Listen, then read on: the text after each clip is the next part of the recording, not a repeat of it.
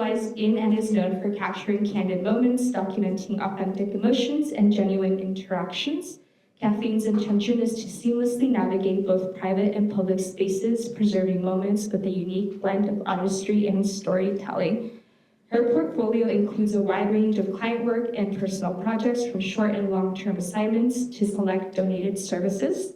Kathleen's clients include individuals, families, and small businesses, nonprofits, and corporations, just to name a few. Kathleen is known in various social justice circles and called upon as a trustworthy ally who shares her image to advance causes affecting marginalized communities. And she's dedicated to unpacking her white privilege, ongoingly learning the truth of our country's colonial history, and practicing daily to being a better human being.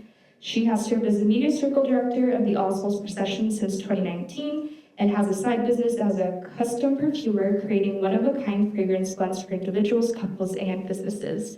Originally from Wisconsin, Kathleen has lived in California, Alaska, and Colorado, making Arizona her home since 2004. And please, a round of applause for Kathleen Dreier.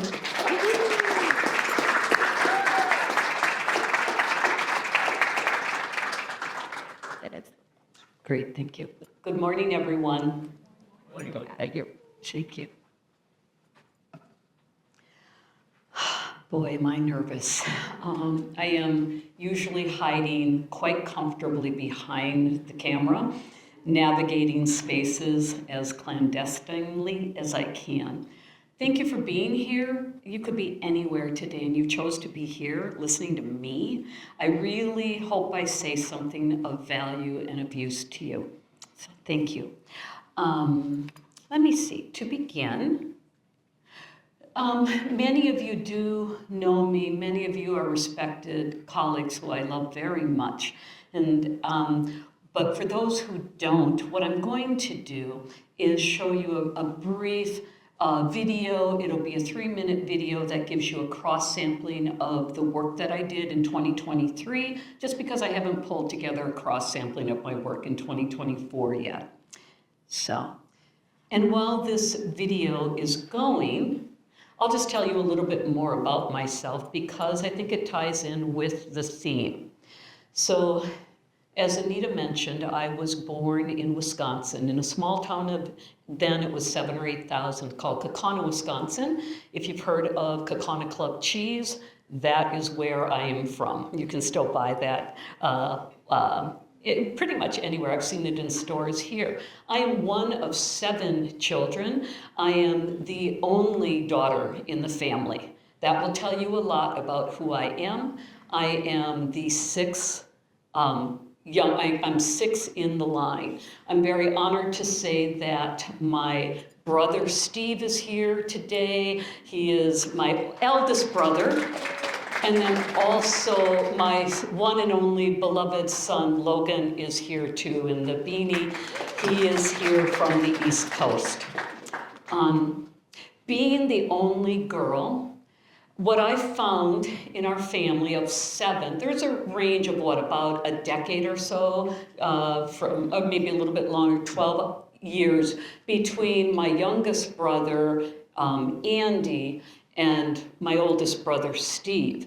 So each one of us has a different sort of idea of or experience of what growing up was like, because our parents were different people and evolved throughout the time. Where I fell in line, not only because of my gender and because of what was going on for my parents at the time, I was highly sensitive to things going on for my parents, and I think that really informed who I was and what I became. So I was a social worker for 36 years, working in child protective services, adult protective services, and I always did more than one thing at a time. So I had a custom fragrance business initially for 20 years. So all this time, while I was working full-time, I was raising Logan since he was 10 months old as a single mother. And then I started my photography business in around 2005 is when I first picked up a camera. So we'll just let this finish, and then I will proceed with the rest of the presentation. So this gives you a nice broad cross-sampling. So,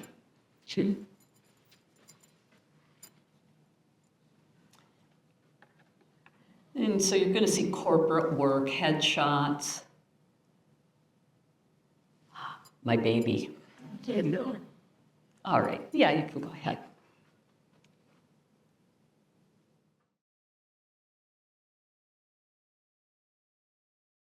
So I thought it might be interesting to show you where I began. Okay, so like I said, I picked up a camera the first time in 2005. So in 2006, my very first class was with Stephen Meckler. Some of you may know him.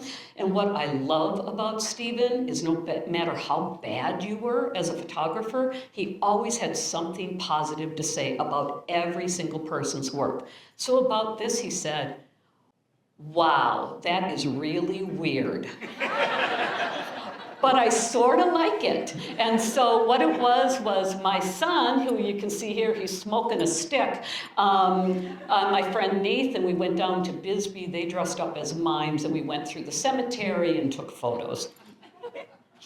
Then, in the summer of 2006, Logan and I went back to Denver, where we were living at the time, where we moved from, to visit friends. And so this is the first time I experimented with fire. You can see the titles. Now, you can tell me if I'm wrong, but don't the titles sort of match the image? Yeah, like if you're familiar with, this looks like an elephant, Ganesh singing the blues, lady, so I remember when I first showed these to my friends, I just thought, oh my God, are you seeing what I'm seeing? And they said, yes, we do. And then the Women Rising, that became my business logo for a very long time.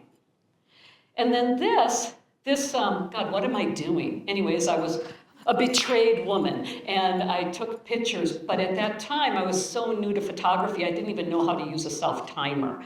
So I had my 8-year-old kid pressing the shutter, and I had a bottle of liquor nearby and things like that. So I'm traumatizing my 8-year-old kid with this distraught thing. I actually wasn't. He was into it, and I got paid back later because when he was in high school, we taped bugs to his outfits, and I photographed him for his various art projects. So we did lots of collaborations over the years, starting with this. So, but where people really started to get to know me in the topic of cycles is through my cycling photography. Logan became a competitive cycler, and I was following him and his team, El Grupo, all over the state. So now I started photographing him and his buddies, him and his team, and before long I was photographing full races. What you see here in this image is I'm on the back of a motorcycle. We're up in Canada photographing a bike race, and I took a photo of my own reflection. With every job, I try to find a place to have my own reflection. So this is the year that my son competed, torrential downpour, and I don't know where I was standing or what type of protection that I had that I could get this shot. If anybody's familiar with the Tour de l'Abitibi, it is a race for the top cyclists who are 17, 18-year-old males throughout the world. So it's like a mini Tour de Tucson. So with cycling, I tie in to paying attention to what's happening. I saw this man, Jason, I didn't know it was Jason at the time, coming up the Mount Graham finish line, and I just was following the line of sight, and I was seeing this really cute little pregnant lady like kind of waddle up to him. And as she did that, he got off his bike. Bear in mind, if you've ever climbed Mount Graham or drove up it, it is 20 miles straight up a mountain. He shakes off his bike, and he gets how he got down on one knee to propose to her, and it's just because I was paying attention and was trying to be plugged into what was happening.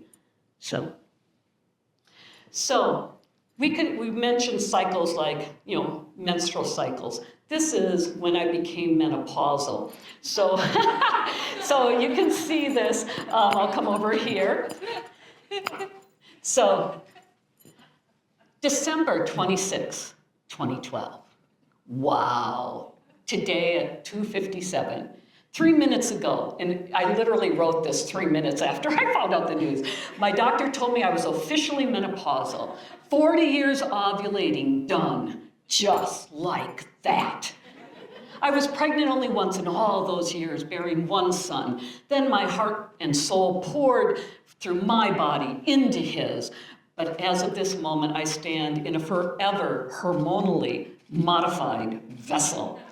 Blah, blah, blah, emotions, feelings, blah, blah, blah, middle age, blah, blah, feelings, all the feels. Raw, so utterly raw, the presence. The present I was gifted today, my beating heart enters a new land. Oh, dear Lord. So, Logan, I had the whole poem up and I was going to read the whole poem, and like going through it for like the 15th time, I'm like, I am not going to read this poem. And I apologize to you in advance, because when I die, you are going to find reams and boxes of my feelings from over the decades that are they're representative of the many cycles that I've gone through, which has included periods of nostalgia, periods of longing, periods of melancholy. So what is a cycle? This is my definition: the repeating and intersecting patterns of our lives, individual and collective lives. So, we think, the common things that have already been mentioned: birth, death, periods of productivity, rumination, like I ruminated about this presentation for about 4 months before I felt ready to actually put pen to paper, cycles of health and illness, and you can read the rest of the list here. So cycles are not a series of opposites, but an actual continuous intersection or intersecting, and if we are fortunate, evolving themes of our lives that propel us forward. So the way that I look at it, I'm going to set this down for a second, but I look at it as we have a cycle of our work, being successful, not successful, a cycle of our health, a cycle of relationships, all the different things that make us who we are.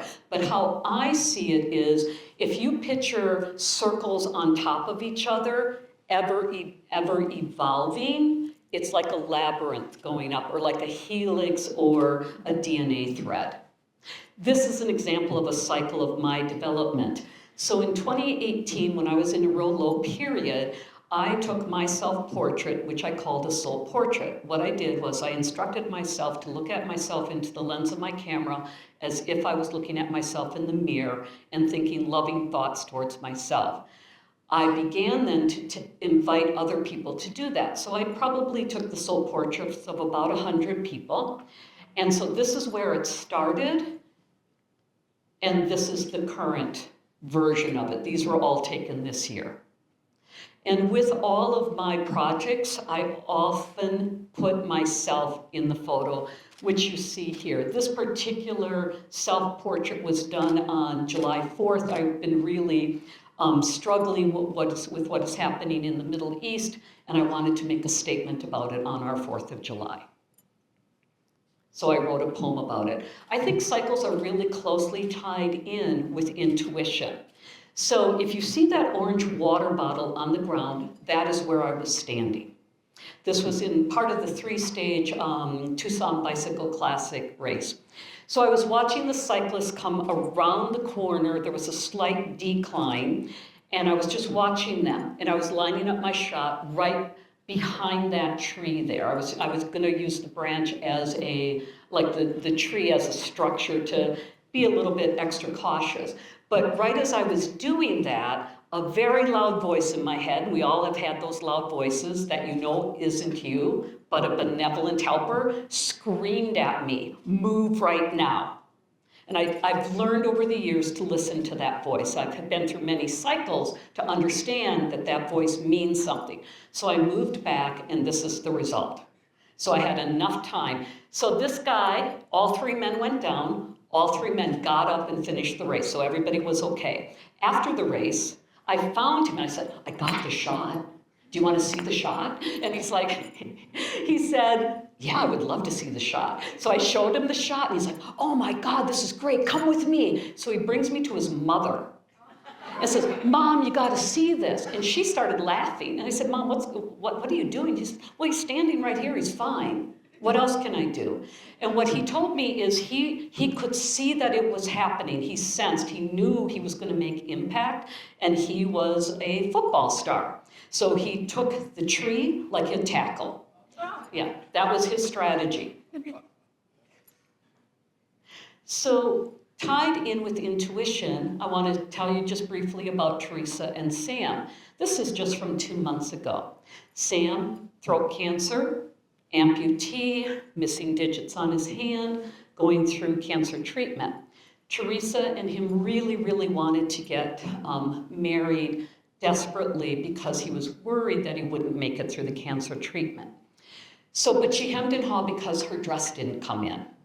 And my friends, Eric and his husband, Richard, we urged them, look, there's no time like the present. The clothes don't matter.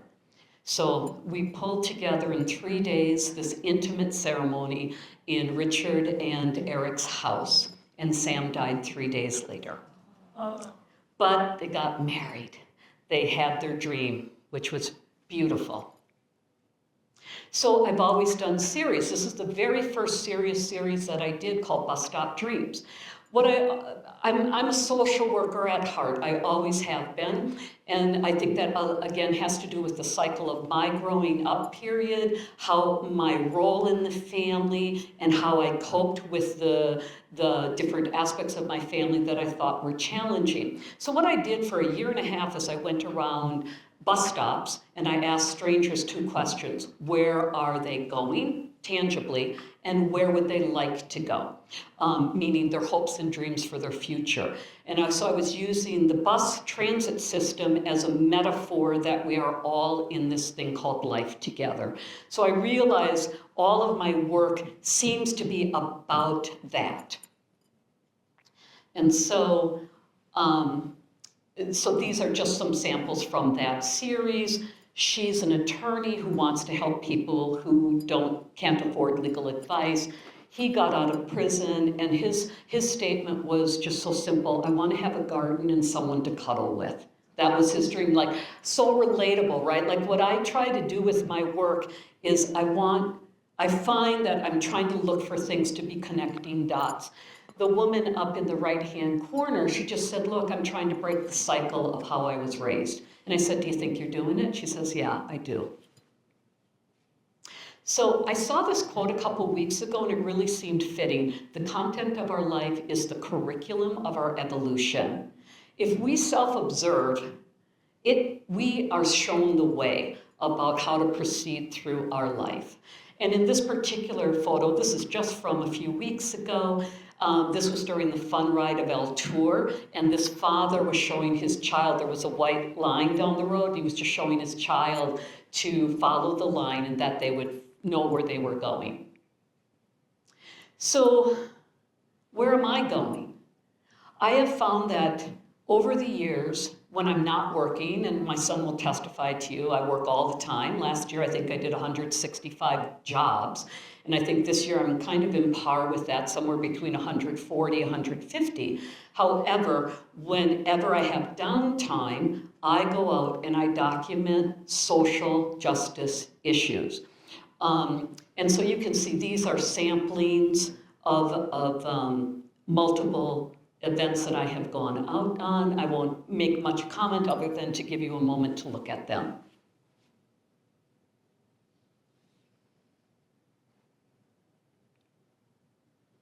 So at the start of the pandemic, I did another cycle. I had lost all of my work. As a former social worker, I know that we are never allowed to talk about the reality of the situation. I wanted to change that narrative. So I gave people an opportunity. I contacted essential workers and frontline workers, and I took their portrait outside. I used a telephoto lens. I was really fastidious about staying safe, and took a bunch of portraits of all different types of frontline workers, including Dr. Dreyfus, a vet tech, a nurse, and a constable. She had been exposed to COVID, this constable, and she had to live in a trailer away from her family for the better part of 2 weeks. This was at the beginning where things weren't known and the period of isolation was much longer. you can see how her 5-year-old son feels about the situation. And her husband had just brought her food. So a really big turning point in my life was when George Floyd was murdered. I raised a biracial son as a single mother. I really thought I was all of that, meaning that I had knowledge, that I had compassion, that I had understanding. But George Floyd's murder changed something in me and put me on another trajectory of a cycle of realizing that as a white woman, I am so utterly ignorant about our country's history, about our colonial nature, about my own privilege. And I decided I needed to move forward and start to unpack that. And that this was taken at the Dunbar. Sometimes cycles can be triggered by a word or a visual or a happening. So what at this particular, the top two, at this particular memorial for George Floyd at the Dunbar, my pivotal moment was I was standing behind this person. I was doing a live feed on my phone like this, and I was photographing with my right hand like this, and I was looking forward. So when I got home, an ally is a verb. What does that mean? What does that mean? And that started a new cycle for me about unpacking that. So whoever this person is, I owe them a debt of gratitude. And so I was simultaneously doing my COVID project, and then I started my Black Voices project, where I took portraits of Black people around Tucson, outside their home or work, and asked them to make a statement, uncensored. I was always very committed to not censoring anyone. So everybody has a different take on things, and my idea was hopefully I could start a process of waking people up or assisting people in their own journey of understanding things. So in the upper right-hand corner, Andres his statement was very simple, saying, you know, we want to be valued other than when we're pure entertainment for you, and I want to be able to walk down the street without a woman clutching her purse. Frances Causey, who's an incredible independent filmmaker, many of you I hope have seen her work. If not, please look it up. It's available on PBS. She did a whole film unpacking her family's racism. And this gentleman down here talked about how everybody typecasts him as a sumo wrestler because of his size. And then my friend Michelle to the right, she talked about the difficulty of being a biracial person. So this brings me to current times. So I don't go out looking for trouble or looking for issues, but my heart, my inner guiding system directs me to do things. So I went out to the university campus and I documented the protests happening there this particular spring. And so what you see here is the line of the police after they destroyed the camp. What you don't see right now is on the sides all around are college students who are intoxicated who came out of bars to cheer on the police to hurt the protesters. And I was one of them. I was in the crowd embedded, photographing. So this is how close I was to it. And you can see the college students in the background. A lot of them had their phones drawn out and they were just filming the happenings. And I just realized watching this, one of the biggest impressions that I got going into the encampment was the protesters had a table of food, and it was marked for food sensitivities, gluten-free. Like, what protesters do that, right? Like, they had water, you know, like they had juice, they had medical stations, they had a prayer area, you know. So I just want to show you some of these. So you can see my heart in my free time always goes to addressing the cycles of issues of oppression. This one, I was walking with the crowd, and I just got done taking a picture of the backside of a son with his mother. His mother came up to me during this protest and said, "Thank you for saving my son." And I don't know what she meant by that, but I gave her son a ride home after the protest where we all got pepper sprayed and stuff. So, and you can see there's a gentleman watching from his apartment way up there. I love this photo a lot. So how do we work through our cycles? And I just want to do a time check. 5 minutes? That's it. Oh my goodness, I better go really fast. So tools at our disposal, attention and intention. What I mean by that is those are all inside. Attention is where we place what we're focusing on. Intention is what we intend to do with it. This is my friend Dallas. She intended to have a birthday shoot for her 77th birthday out in the desert. You can learn to be the keymeister that you find your cycle in. I'll give you an example of that. When I was 61, that was the last time I went through a serious bout of just really being down in the dumps. I made a promise to myself that I would never allow myself to go there again. So it took me 4 months to crawl out of that mental slump that I was in, but I had never returned to it. I simply observed the process through it. This I wrote as part of my 50th year poem, my 50th birthday. When knowledge is absent, have faith. When understanding is present, take action. This is an excerpt. This is a woman I photographed during the pandemic. So repeating cycles, right? And her husband was in that portrait during the portrait series that I did, but he passed riding his bike a couple of years later. And I had to work on a project for an advertising company this summer, and she said that I put out a call for people to participate, and she contacted me. She says, "We want to participate because I want to create new memories for my children." Seek and build community wherever possible. Recognize your own patterns and life cycles so you are better equipped to navigate them with grace. To follow up on the commitment that I made to myself when I was 61, I recognized that at that time, by promising myself that I would be happy with my life as it is, that I completely forgot about dreaming or wishing anything for myself. And what I'm doing now at 64 is circling back around. It's like, okay, I don't want to go into the slump, but I also have a right to dream and still want things. So at 64, I'm starting to explore that for the first time again. Rest when you need to, but never give up. Don't make big decisions when you are exhausted. That young man is 17, and he is my hero. He is an athlete, and it's from the Challenge Athletes summer sports camp. That's him getting out of the water. Commit to ongoing self-education on our personal, local, national, and world historical cycles. Live a life of inquiry. Remember, this is one of my favorite quotes. It's just from a teacher that I know named E.J. Gold. If it wasn't this way before, it won't be this way again.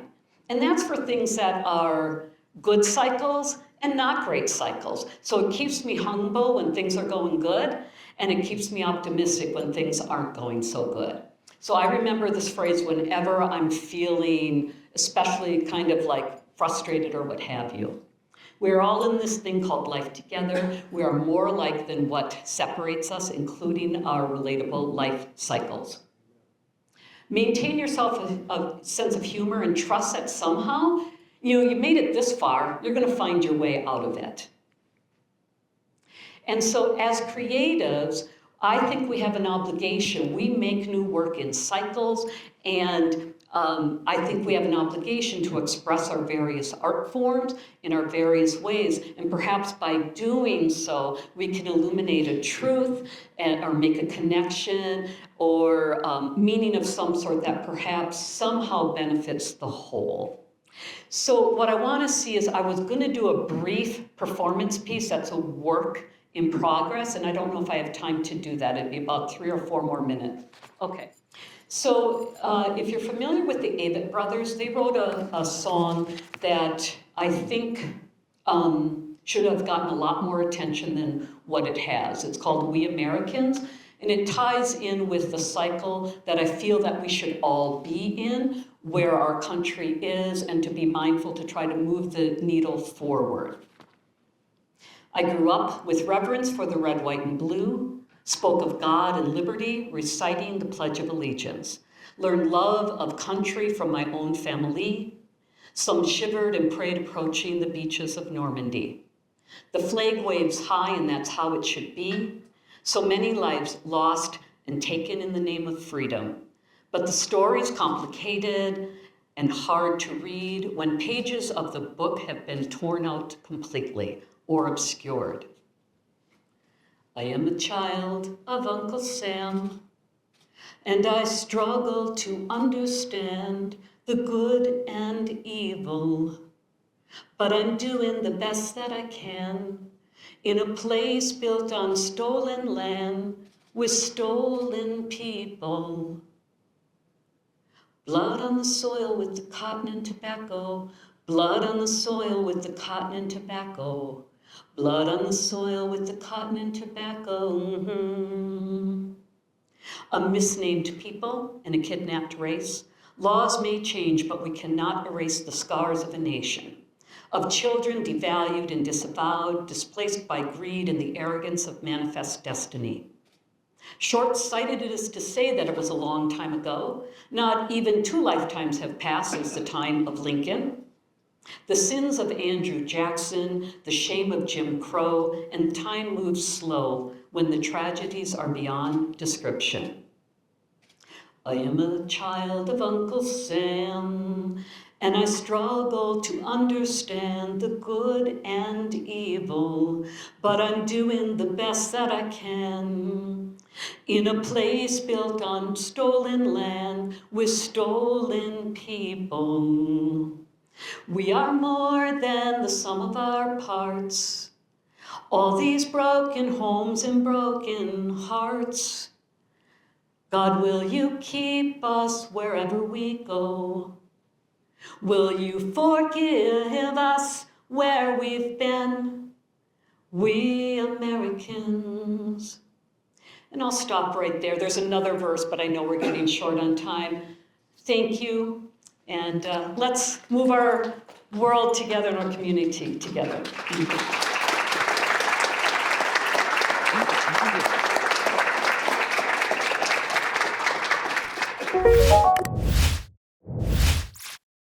you.